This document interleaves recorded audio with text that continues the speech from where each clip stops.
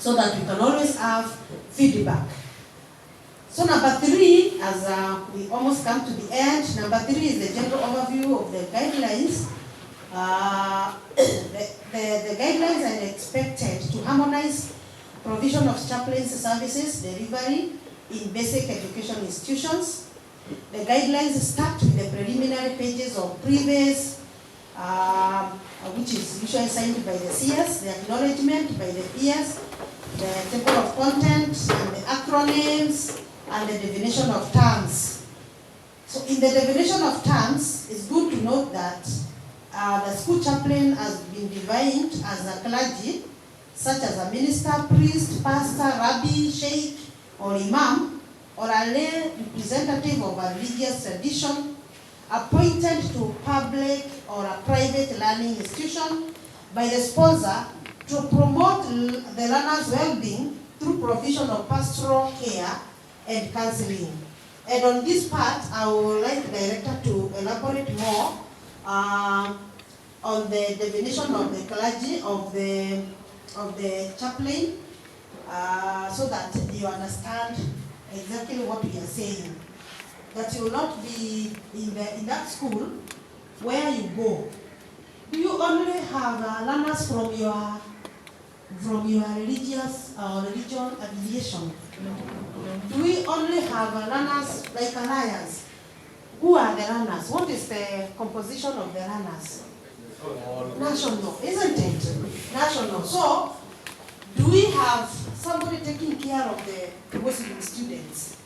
Do we have somebody assigned to take care of the Muslim students? Do we have somebody given the responsibility to take care of the Catholics, the SDA, and observing their day of worship? And not just saying, in this school, everybody must come to the church on Sunday, including not allowing the Muslim students to worship on the day they worship and setting a place for their worship. You see some of the things that bring conflict even amongst students and the teachers is stepping so much on their rights. And the Constitution allows us to have freedom of what? Of worship. We should help them and assist them to worship on the days they do. The SDAs, Saturday, just allow them a period of time. Let them go worship and enjoy themselves and worship God the way they know best. Because when they go back home, what do? They worship with their parents. They worship where their parents go.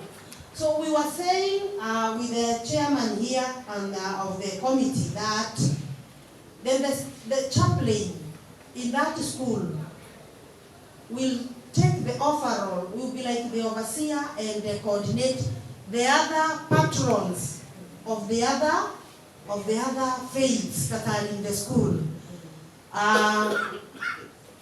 Then number 2, we say that the guidelines are organized in 7 chapters. Chapter 1 summarizes the findings of the survey. Chapter 2 provides the statement of commitment. It is stipulated there. And the chapter 3 describes the roles and responsibilities of chaplains. Chapter 4 prescribes the code of conduct and ethics for chaplains and the monitoring and evaluation process of the chaplaincy.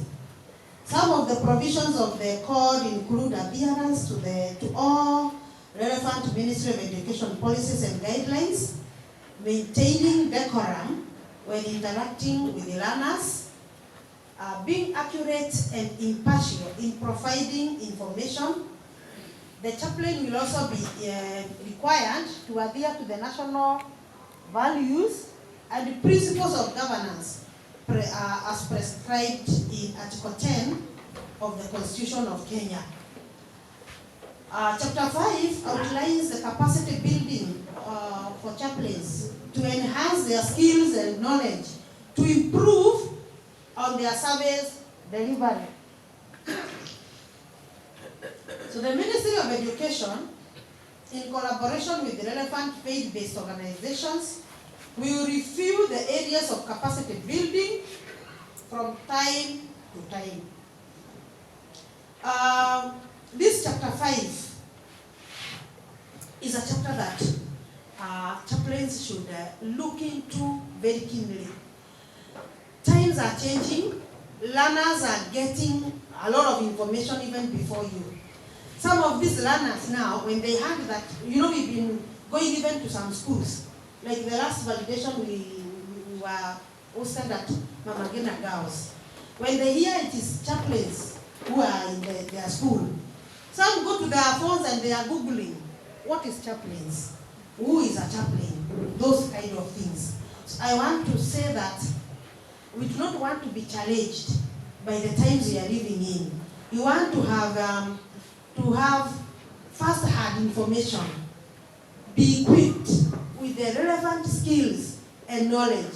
So in the capacity, in chapter 5, we received so many areas by chaplains on where they would want to be capacity built on, including one region we received that somebody asking, who chaplains? Actually, who chaplains? Meaning, you also require some time for doing what? For retreating and for also relaxing and get capacity built, like what you have come. Yesterday you had a very powerful opening session, being informed. What was that topic? Cultivating values. Acceptable? Values. Acceptable values. You also need to also get chaplained on the acceptable values on you as a chaplain. Because you see, we are saying maintaining decorum as a chaplain. How do you handle a Muslim student in your school? Because we are handling all learners. I have taught in Isili. I taught in Isili and I was handling all these children together. And they will come and tell you something. How do you just get surprised and you are there and what I mean, and they are expecting you as a chaplain to help them. What time do you talk to them? What times do you tell them, come and see me at what time? Come to my office at what time? And when they come to your office, can they find a mother? Can they find a father? Can they find a caregiver in the name of a chaplain? That's what we are saying. Observing decorum, handling these learners with proper understanding, caring for them, helping them, counseling them, including getting into the merit lists and finding that a certain child is performing poorly and has performed poorly consecutively.